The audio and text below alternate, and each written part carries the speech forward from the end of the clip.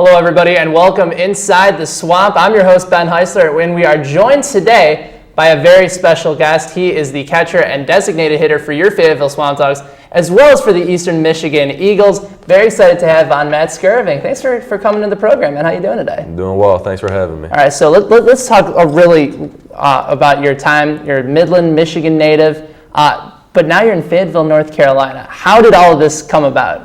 Well, our head coach at Eastern Michigan does a great job of setting up our players with summer opportunities. And he was able to set me up with Coach Handelsman here in Fayetteville. I made the connection with him, and back in, I want to say back around November, I committed to coming here, signing a contract. So our head coach does a great job of placing us in summer leagues, and Fayetteville just seemed like the right fit for me. So how did everything come together with Coach Handelsman? And this is before he knew about your season. You had a fantastic season at Eastern Michigan. We'll talk about that a little bit later. So a lot of this is just based on recruiting and just sort of getting the right connections in with everything? Right. Well, our coach does a great job of marketing us. He says that his goal is to get all of us to the next level, or get us to achieve whatever goal we want to in life. And he felt like I was very capable of playing at this level in the Coastal Plains League, being a great league, a great collegiate league in the summer. And he felt like I was able to play here. So he told Coach Handelsman all about me, let him know, what he expected of me this year based on what he saw.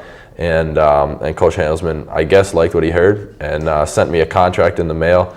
I did my research on the league, on the team, on the coaches, and sent it back, signed, and excited. So when you were a kid, you were actually playing out in Canada, right? Yep. So what positions were you playing? Were you roaming all over the place? Did you know that you always wanted to be a catcher? Where'd you start off as a kid? When I was young, I played some second base, some third base. I played pretty much wherever I needed to. Do you have a favorite position? Not especially. I like third base. I started catching when I was the only kid on the team who wanted to catch. It was a while ago. It was probably when I was 8 or 9 years old. So, I've been at it for the last 10, 11 years. But, it was a time where no one else really wanted to catch. And I decided that I'd strap on the pads and give it a shot. And it turns out that, I've had some success at the position and really learned a lot from it. So. Did it surprise you that not a lot of kids really enjoyed playing catcher? Because that's a position that you're involved with every play. You really direct the traffic that goes on inside the game. But were you surprised by that? I was a little surprised. I mean, you have to want to be in the action. I mean, you're in every pitch. You're involved in everything that goes on. You're the captain of the field. You have to make sure that you and the pitcher are on the same page along with the infielders. You got to make sure everything runs smoothly. It's a lot of responsibility, but I would see myself getting bored playing another position because I like being in the game. I like being at the center of everything, and I like being a leader. And that's a characteristic you have to have as a catcher, is being a leader. So one of the other things that you talk about when you're growing up, when you're playing baseball, is modeling the stance of your favorite player. For me, as a Cub fan, I grew up trying to do Sosas. Now, obviously, I struck out a lot and didn't really hit the ball. What about you? You got sort of that crouch down stance. You got your elbow up at a 90-degree angle. Whose stance did you like to model when you were younger, and do you still use it today? Right. When I was younger, I like to do a little Ken Griffey Jr. being a left-handed hitter. He's got one of the best swings in all of baseball. Gorgeous swing. And, I used to get up on my toe a little bit and wiggle my bat around. But right now, I just got to what's comfortable. I worked hard with my hitting coach at Eastern Michigan this year to get to a point where I was comfortable, balanced, and just able to let my hands work. Because hitting is a lot about getting into a routine. If you can get into a routine and get into the zone, then the hits just come. And I found that by getting low, I was able to keep a good balance point, keep my weight back, and just let my hands work. So I took a long time to figure out what worked for me. And once I found it, I stuck with it, and it's really seemed to pay off so far. Has staying low helped you get a few more bases on balls as well? No, I mean, I'm not the most patient hitter, so I don't go up looking for walks. But I've been able to get some walks with my discipline. But no, I don't think it's helped me at all. But it's definitely helped me, track pitches better, being in the same spot every time, getting into your routine, making sure you do the same things every time, because it's the repetitiveness that makes you better. Right. And I found that it's really helped me track the ball and see pitches better. All right, so not only have you played catcher, but you also played some DH. As a guy who likes to be on the field, sort of as you said before, you're the leader on the field, making sure that you know what's going on each and every play. Is that difficult for you sometimes playing DH and not being able to be on the field and sort of have all the control of what's going on? It's tough. It's a lot of mental preparation, a lot of mental toughness, and it was a struggle for me at first because I found like I would carry over at bats into the next couple innings, and as a DH you don't have defense to pick you up. You have to just go at bat to at bat, and if you strike out, well then you have that looming over you. Right. Excuse me.